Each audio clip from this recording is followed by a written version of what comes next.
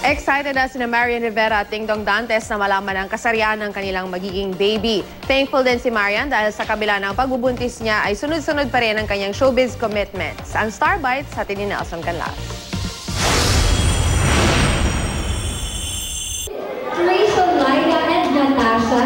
Hindi may kakailang positibo ang ora ngayon ng 4-month pregnant na si Marian Rivera. Very sensitive talaga ang buntis. Konting arte lang, mapanood ka lang sa TV. Parang, kaya ako pinipili ko yung mga pinapanood ko, pinapakinggan ko at mga kasama ko. So wala talaga nang makakapagpasaya lang sa akin. Labis daw nagpapasalamat ang primetime queen dahil kahit wala siyang taping ay puno pa rin ang kanyang schedule araw-araw. Tulad na lang ng pag-renew niya bilang endorser ng isang beauty product. Kwento ni Dingdong Dantes, wala raw morning sickness ang kanyang misis.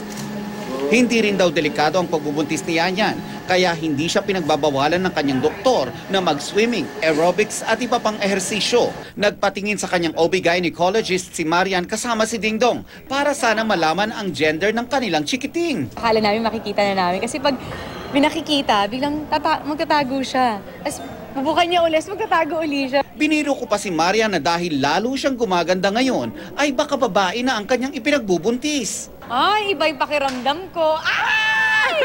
Pero baka mali ako. Tingnan natin. Ba't wala ka bang signs? Iba sabi nila pag lalaki raw yung anak, may mga nangingitim yung... Wala pa naman. Babae man daw o lalaki ang kanilang firstborn, magiging masaya sina Marian at Dingdong. Ang mahalaga healthy siya at lumaking mabuti. So sa ngayon wala muna kaming hinihiling kung ano ibigay ng Panginoon. We will be very grateful. Nelson Canlas, GMA News.